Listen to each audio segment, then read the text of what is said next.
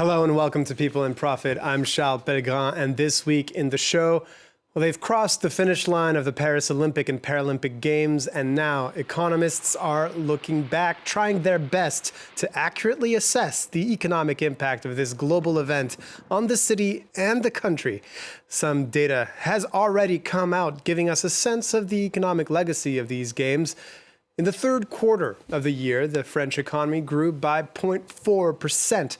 0.3% of which came from ticket sales and TV rights at the Games.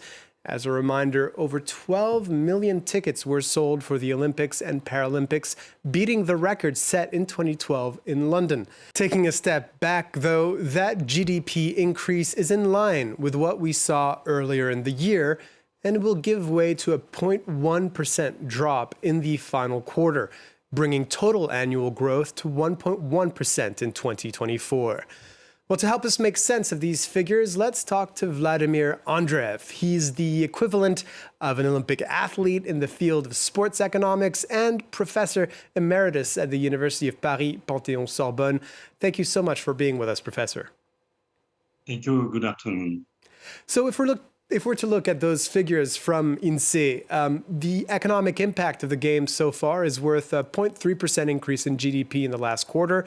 But more detailed studies are currently being done assessing the full impact of those Games. What will those studies manage to do when they come out? Okay, first comment, I would say that the 0.4% increase in GDP was forecast indeed in a ex-ante impact economic impact study, which was published 2 or 3 months ahead of the Games. So it's quite normal. 0.4% of GDP is a big figure for a sporting event, but it's small in terms of GDP, of course. And now what is more striking is the minus 0.1% decrease after the Games, but this has been observed several times in previous Games. This is called a post-Olympics recession. So it's not absolutely surprising in a sense. So let's talk about some of the longer term things here that perhaps aren't included in those figures. There's one aspect here. Well, let's take an example, for example, of new infrastructure being built. There was a new swimming complex built in Seine-Saint-Denis. How will economists go about calculating the impact of such a new structure? Yeah, then with your question, we switch from the impact to the legacy issue. So in the long run, what we expect is a legacy. So if we talk about the Saint-Denis swimming pool, what is expected in the long run is that it will be helpful for learning to swim to those young people in this area, for instance. Or what is expected is that the Seine River is less polluted than it was before the Games. So hopefully this may help some people to swim inside. Or metro line, subway line number 14 has been extended up to the Orly airport, which is convenient for all Paris inhabitants. In the long run, some stations have been equipped for handicapped people. This is also a good sign, and we expect that this will last, which was not always the case. In some cases, like in Athens, 2004, infrastructure came into ruin after some years. So we expect something much better after Paris 2024. And specifically with Olympic Games and Paralympic Games, a lot of investments are made in public health infrastructure, and these then have an impact on improving public health. Can you explain the links between better public health and a better economy? So indeed, if you provide people with better supply of transportation, of sporting infrastructures, this would improve the quality of life in a sense. And more basically for me as an economist, this is likely to avoid what we call as economists white elephants. you know. So we'll be talking about La Chapelle Arena in a few minutes, but in many respects, what is intended is not to have white elephants. So what is a white elephant? It's an investment which is costly and which in the long run does not provide all the expected effect. So it's a useless investment in a sense. And if you look back at the Rio de Janeiro games, you may know that the Maracanã big stadium is now a ruin.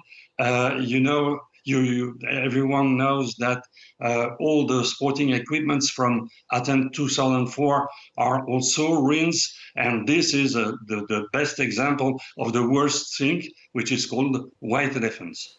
Looking back at the bigger picture of the French economy in this time, these Olympics are a bit of a bright spot in a tough time for the French economy. We've got French consumers not spending as much as anticipated. The French state having to cut on its spending as well, which is also a source of economic activity in France.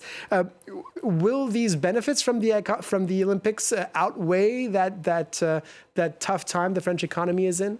It's too early to talk about that in the case of Paris, but we have examples from the past. Regarding London 2012, a study has been achieved by the London School of Economics and Paris School of Economics, and what they have found is that over 6 months in 2012, people living in London were much more happy when you compare to the same sample in Madrid, or in Paris, people were less happy because these two cities were not hosting the games, contrary to London. The only problem is that this effect is not very long-lasting. It lasted exactly 6 months in London 2012. So at the end of the day, we can conclude that you have one side with the costs, and what is to be expected is that the benefits, everything considered, impact and legacy, will cover the cost or even more. And then we can conclude in this case that the games are profitable between quotation marks. Well, let's look at a case study here. The La Chapelle neighborhood in Paris was identified as a key area for regeneration in the run-up to the year's Olympic Games. Long troubled by social problems and at times considered a dangerous part of the city, a cash injection saw new sports infrastructure built there and increased policing during the Games. Locals hope those changes are sustainable. Olivia Salazar-Winspear has more. It's not your picture postcard image of a Parisian neighbourhood, but Porte de la Chapelle has had a facelift. An urban renewal project saw 100 trees planted here, new bicycle lanes established, and an arena was built for the badminton and gymnastics events in this summer's Olympic Games. Many local residents say they appreciate the change. They put in fantastic paving and beautiful landscaping. It's really changed our lives. Before, it was very difficult to stroll around. 2 gas stations have been removed. The difference is like night and day. It's wonderful. The district received 500 million euros from Paris City Hall when it was designated a priority area by Mayor Anne Hidalgo.